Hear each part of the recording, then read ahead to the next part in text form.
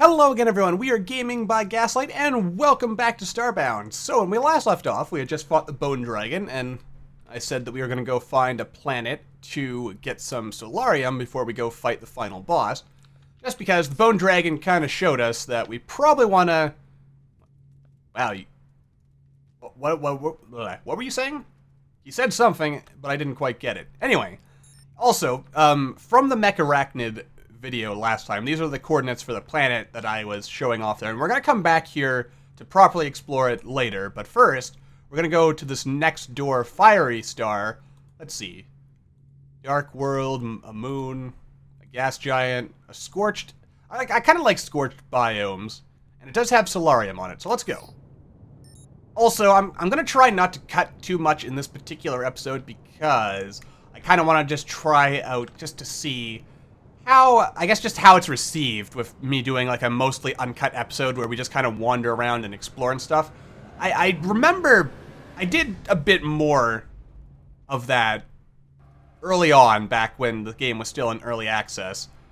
Like, early on. And I kind of got to a point where I was just sort of, I guess, showing only the highlights, and I've kind of carried that on into the 1.0 playthrough, and I am sort of wondering if that has resulted in, I guess, missing a little bit. Just of the experience and all. I don't want to show off too much, like just me mining and whatnot, especially if I were to run out of things to say, but then again, I'm not overly worried about that. Plus, we actually do still have the mech arachnid controller, plus a janitor offer and a soldier offer. In fact, why do I not have these both on the same thing? Excuse me. Incidentally, if you haven't seen the mod Spotlight episode where these are all featured, I highly recommend you go check them out. I'm probably not going to use the mech arachnid until we beat the final boss, because as a mech, it seems kind of overpowered. Okay, so we dropped right down on a hunting ground. This music doesn't sound... Oh god. Immediately we get attacked by Florin, who are dying slowly. Alright, let's get our gun and duck. As you've probably noticed, that's a really powerful thing about ducking in this game. Oh, did I leave admin mode on from the last episode? I did. Excuse me. My apologies for that. Oh, also, yeah, this eye sword, someone asked me how to find that, so there is that. Let's turn admin off so we're not cheating. I try not to use cheats when we're, you know, in the, like, actual proper series. Incidentally, did I properly, like, pause long enough so you could see the coordinates on this planet, just in case you happen to be looking for a Florin dungeon? I mean, this would be pretty late. I don't recall this music being in the nightly, and I don't think I have any mods that add more music. Also, what was shooting at me exactly? Probably another one of those Florin. Maybe they just didn't add all the music from, like, that was going to be in the final game during, during the nightly build. That's my assumption, because I don't think I have any mods that add new music. Actually, it's not true. I have one mod that adds a cut track from, or two cut tracks from the, that were supposed to be on ocean biomes, but then, I guess, didn't end up making the cut. Which, I'll have to, if I don't remember to link that in this particular episode, remind me to link that, in case you want to get a look of that yourself. I also probably should have emptied this out. Ooh, what is this? A storm shock. Interesting. Oh, wait, this is actually a shelf. Nice. It's a fallout shelter. I like the music in this, by the way. In general, I like all the music in Starbound, I'll be honest. I like a lot of stuff. I'm pretty simple to please, and good music is one of those things that can please me. Yes. Just a little bit of sewer water, lovely little... and as I've said before, I like the stories that are implied by places like this. Like, what happened here? Also, I'm thinking we might want to... Like, we are near the end of the story here. And I'm thinking to myself, we're eventually going to want to, like, what are we going to do afterwards? And I figure most of the, post-final boss content... Because I think the series will probably... What is this? Can be triggered to explode. Oh, right. Gotta be careful for this stuff. Oh, I was gonna... I could have attempted it, but I didn't. I suppose I could just break these lasers. Part of me says I should. What is this? Rhotic wave... Oh, yeah, I don't need this imperfectly generic item. That was just a little showing thing. Mecharachnid log. Oh, yeah, we have to still read Esper's journal, don't we? Because that explains about Nox. Ooh, what's this? A health collar. Nice. You know what? Let's actually stop and read that now, shall we? Let's see. Protector's Journal, entry 6901. The devastation we found at the settlement was truly distressing. Barely a structure was left standing, and only one survivor, a scared young girl, alone among the wreckage. Judging by the girl's account, the outlaws were a diverse group, Florins, Apex, and Avians, amongst others. Ah, that would explain where this hatred of aliens come from. Desperate people doing terrible things. The girl has lost her home and her family all in one blow. But I'll protect her. Her name is Asra Nox. Entry 443. Wait, is it? Yeah. Asra is doing so well. She's a lifetime away from being the frightened girl I found in those far-off ruins. Over time, she's grown in confidence, and her natural intelligence has flourished. She really keeps me on my toes. Sometimes, though, when she's still and quiet, when she thinks no one sees, I catch glimpses of a deep sadness in her. How can I protect her from the pain that lingers within her? Entry 3537. The Protectorate has become too stressful for Asra of late, so I've brought her with me to aid me in my research. Perhaps a little space and time will settle her. My exploration has taken us to a small planet orbiting a remote star, far away from any civilization, but perhaps closer to the answers I seek. Asra has been a huge help. I hope one day her wits will grow into wisdom. Entry 3592. I've discovered a terrible secret, deciphered it from the ancient writings carved into these walls. They tell me of an archaic force of unspeakable might, tethered but unresting, a powerful being driven to destroy all life. Something must be done, but what hope do we have against the ruin? I have made a deplorable mistake. Last night I shared my findings with Asra. As I explained my discovery, she became agitated. I wanted to stop, but she wouldn't let me finish speaking until I'd clarified every last point. I worried I was upsetting her, but as I concluded, she boiled over into tremendous excitement. She told me I was wrong, that I was misinterpreting my findings, that at last we'd found proof of what she'd always known. Oh my. She began raving, saying terrible things. She believes the ruin to be a cleansing force that will destroy all inferior life in the universe, and it will leave only the worthy intact. She was talking about humans. She wants to release the ruin to aid it. I tried to reason with her, but she would not see sense. Her excitement became rage, incensed by my ignorance. I reached out to her, but she pushed me away. I pleaded with her, but to no avail. She left. My Asra, my little girl, is gone. That's just sad. But, you know, hate can do that to a person. That's why you should endeavor not to... Okay, so trying to remove those just causes it to explode. Duly noted. And you know what? We'll just kind of break our way out through here. There we go. I mean, we're basically finding all the solarium we need just here, which is good. We're also going to want to craft a bunch more nano-wrap bandages, I suspect. If I had to guess. It's also very dark. As I forgot. Wait. Hang on a second. Loom off! There we go. Alright, so we have at least a little bit of light with a loom off. Where are you going? We have a little bit of light. Plus I have this. Alright, we can do this. Okay, these things do a fair amount of damage. Which I guess is not to be... I mean, it's not really unexpected, is it? Considering the fact that we are, after all, in a ruined biome. Again, I like the music for this place. It really sets up a nice feel. And I'm pretty sure this music wasn't here in the Nightly. So it's something new for me. But then again, maybe I just didn't explore enough of these scorched city biomes. I really do like them, though. In fact, I mean, it's mostly because of the implied stories here. A fire portal, huh? Oh, that's just a wand.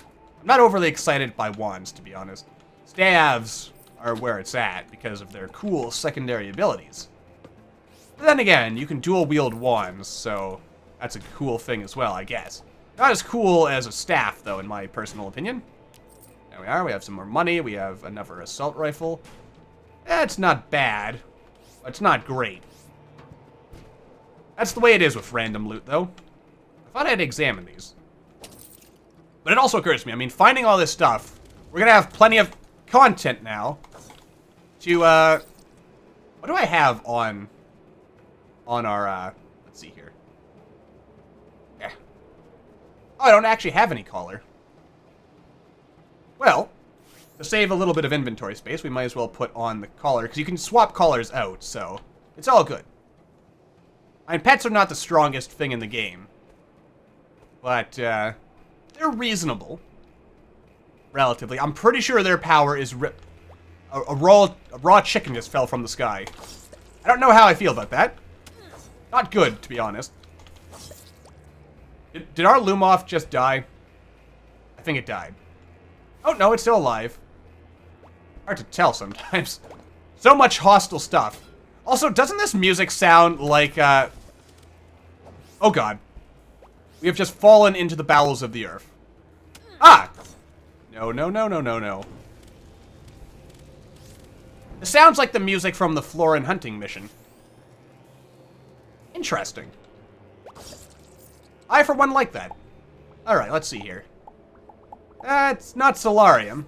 Solarium is probably deeper down, if I had to guess. You were just waiting for me, weren't you? Ah, God! Why does everything always want to kill me? I mean, what did I do to you people? Ugh. I mean, come on. There's no need for this irrational hatred, my friends. Or is there? There's also delicious, delicious oil. Alright. Wait, there's some solarium. Alright. I mean, I figure if we don't find enough solarium in this episode to make sure that we have all the armor we'll need to go fight the ruin, I suspect what I will do is I will cut away and get the rest of it. But I'm reasonably confident that we will find... Oh god. That was a mistake. Ooh, a spookit. Many spookits. Now, fortunately, one of the most recent updates has made it so that they don't do touch damage anymore when they are in their non-attackable state. Wow, I completely demolished that, didn't I? Also, we have... got a platform. What the heck is going on over there? I probably don't want to know. All right, let's do a little fossilizing minigame. Fossilizing? A little fossil hunting minigame, because I haven't done that in a while. Actually, have I even done any fossil digging in the stable build yet? I don't think I did. Or I have, rather. All right. It's a simple and fun minigame. And speaking of minigames, if you haven't been keeping up with Chucklefish's blogs, they are actually, the first post 1.0 update is in progress, and they're actually working on a prototype right now that they showed off not that long ago for a fishing minigame, which I think will be pretty cool. It actually looks pretty cool. It's pretty engaging from what I can see. Oh, I did not choose wisely, did I? Or maybe I did. Oh yeah, this should work. The operative word being should. Okay, we're just missing one piece, which would be this piece. Alright, good. We did it. Yes! Nice. Awesome. I'll be honest, though, the variety of treasures you get from, nice, a T-Rex skull. You seem to always get upgrade modules from these things. I'm not sure if that's the only reward you can get for, the digging, or fossilizing, or for the treasure chests in the fossil minigame. I feel like they aren't. Actually, I think you can get tech cards as well, but I seem to always, or almost always, get, only upgrade modules for some reason. A bit more ferrosium doesn't hurt. It's not the most exciting, but... Ooh, mushroom blocks! Which... I don't really know why I'm digging them, because I was thinking to myself I can make... There we go, there's the mushrooms, which I can make the mushroom bread with. Yeah, mushrooms are really, really good for food, because they don't rot until you actually cook them. which is really good. Really, really good indeed. I like these little mushroom biomes. I think they're rather nice. Plus, they are a really good source of food. Speaking of food, I can't help but notice that we are slowly starving to death, and something is rotted in my inventory. I have, somewhere around here, a campfire. So let us plop it down and let's cook ourselves. And a little sitting log for sitting at. And a sleeping bag for sleeping at. Because you never know when you're going to want to... We can also... Rice doesn't go bad, I believe, until you actually cook it, which is good as well. And plus, the most important part about these mushrooms is they stack. So you can have a nice stack of uncooked mushrooms, and then you slowly unstack them. There we go. Just like so. Well done. Alright. Good stuff, really. I probably should show more little stuff like this. If you find a mushroom biome, make sure you harvest all the mushrooms in there. Because unless it eventually gets updated, yeah, it doesn't rot. It's a very, very simple source of just quick and easy food. In a pinch. Which is good. It's always good to have emergency rations, just in case. We also have our yellow lantern flashlight here. Let the power of fear flow through you. If Batman were to have a lantern ring, he would probably have a yellow ring. In fact, I recall, wasn't he offered a yellow lantern at or a yellow ring at some point? I'm pretty sure he was. I also know that there's a what if Elseworld sort of story where Batman became a Green Lantern. That would be an interesting power up there because frankly, I mean, considering the fact that the Green Lantern ring is powered by will and Batman is arguably the most strong-willed character in the DC universe outside of, you know, the actual Green Lanterns because, I mean, they have to have strong will because it's kind of in the job description. But anyway, could you imagine Batman wielding a Green Lantern ring? Like if that was just his regular power. It would probably be the most overpowered character in all of comic book history. Except for Squirrel Girl, probably. I'm pretty sure it's impossible to be more overpowered than that. Anyway. Yes. The things you talk about when you're wandering around underground in a mushroom biome, just eating strange alien mushrooms that you find on strange alien planets. There we are, there's a little bit of that. Did I see something down there? I thought I saw a tent, to be honest, but I clearly didn't, because there are no tents here. That solarium? I think that's just gold. That is, in fact, just gold. But anyway, yeah. It's pretty cool, the stuff you can find underground, I think. Like that. That is why you should always hit those things. Because sometimes you can get diamonds. Freaking diamonds. It actually occurs to me, I haven't found that many diamonds in this playthrough. I'm not sure if they've become more rare in 1.0, or maybe I just haven't been looking hard enough. I haven't done nearly as much mining in 1.0 as I did in previous builds.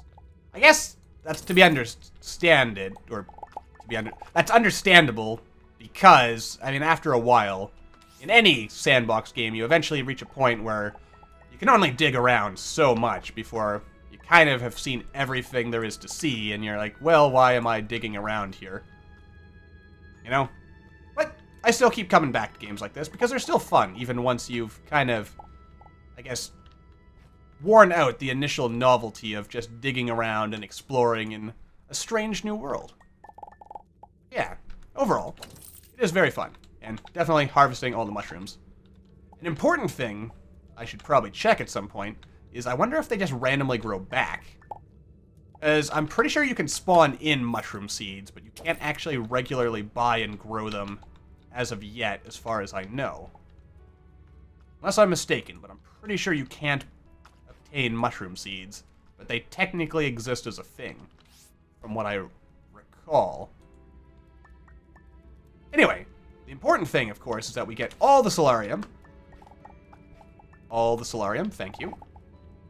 And you know what? Maybe we'll find something interesting underground. I feel we'll more likely find all the cool stuff on the surface, because even though there are some mini dungeons and stuff underground, there's not as much exciting stuff to be found down here as there is on the surface. So hopefully that ends up being some kind of update in the future that just adds more to the underground. Sort of like Terraria's dungeon and such, I guess, is what I'm thinking here. I mean, again, don't get me wrong. There is stuff to find underground. It's just most of the stuff is comparatively small compared to the kind of dungeons that you find on the surface. Which is not bad. It's just sometimes you want more. A reason to stay underground. But then again, I guess I can also understand why you wouldn't want too much underground, because, especially if you're playing with hunger on, because that could make it a bit dangerous if you foolishly, but then again, I guess it's your own fault if you go underground without having all the necessary food and such in order to not die. And it's not the game's fault, or, yeah, it's not the game's responsibility to keep you from not dying. Anyway, let's also do a quick check. How are we doing as far as ore is concerned?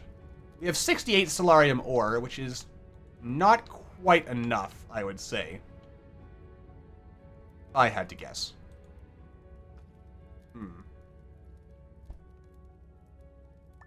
Yes.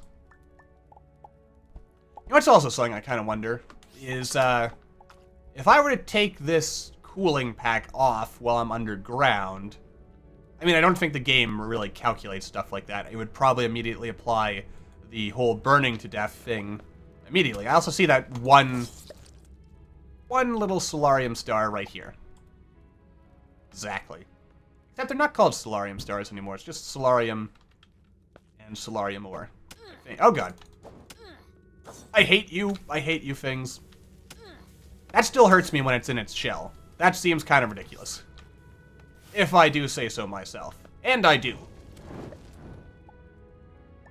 But, you know, I guess that's what it is. I mean, I guess the justification could be that it is still a very pointy shell, and would probably still hurt, even if it's not trying to attack you. Or you could justify it by saying that it's poking its head out at you.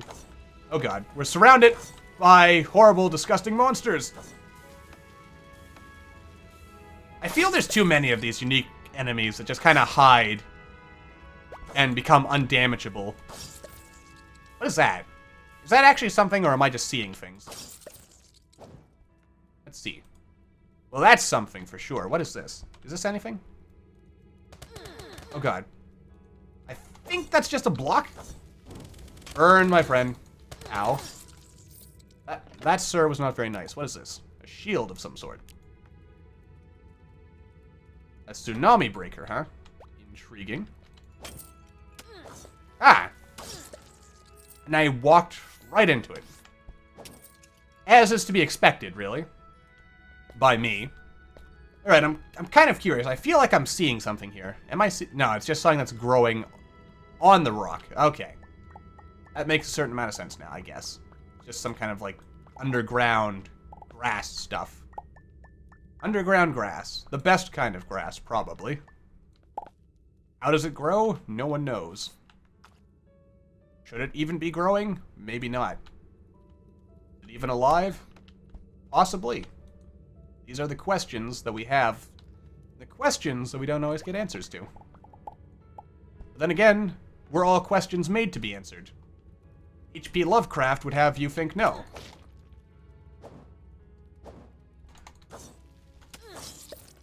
And yeah, but then again, I don't really subscribe to that. I believe that all questions deserve answers, even if the answers are uncomfortable. And I don't necessarily subscribe to the idea that there is anything that would be so alien and incomprehensible that the human mind couldn't, like, would just go mad from it. But then again, I've never encountered anything, any knowledge that has been so startling to my view of the world that it has just shut me down. You never know. I guess it is possible, when you think about it, that, if you were to encounter something so alien and so bizarre and so seemingly impossible based on your understanding of how the universe works, maybe you would be driven mad. I like to think I wouldn't, personally. I'd just be like, oh, so the universe doesn't quite work that way. But then again, who knows? I mean, some people would say that madness is better than sanity, because sanity can only do one thing and one thing only. But with madness, you can do all kinds of things. But then again, would you really want to be mad? These are the questions. These are weird questions, I'll admit. It's strange, the things that go into one's mind as you're kind of wandering around in the dark depths of the night. As you're just trying to explore and find stuff. Stuff so that you can make other stuff, so that you can do more stuff. Just stuff repeatedly in an endless circle. A circle that is actually a square, that is inside of a triangle, that is inside of a bigger triangle, that is actually an octagon. Am I going anywhere with this? Probably not. But then again, did some of those rants, or the sort of opening and closing things in the classic Twilight Zone show ever go anywhere? These are the questions. Did they go anywhere? Did they have some deeper meaning? Or was it just there to tell a story? Am I trying to tell a story? Or am I just going mad underground as I try to find things to say to justify the runtime of this episode? These are the endless questions. Questions that may never get definitive answers. But do we want definitive answers? If the ending to Lost was any concern, yes, we do want definitive answers. And by that I mean the fact that I remember the end of Lost. I'm still a little salty about the way it ended. It didn't answer anything.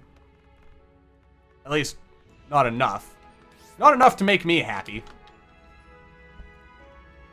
But then again, some people would say, well, it was about the journey, not the destination. But, I respectfully disagree. I wanted to see what the destination was going to look like. And it was just kind of, was it there? Was it not there? These... Ooh, just someone has a house underground. Ah! Well, let's open that door there. Oh. Hi. You escaped from the ruin when it blew up. Hi. Hi back. I'm gonna sleep in your bed now. I'm sure. Oh, a banjo! I love banjos. Let's see. Where do I want to fit this? I'll put it here for now. Well. Oh, right. I keep forgetting I even have these things.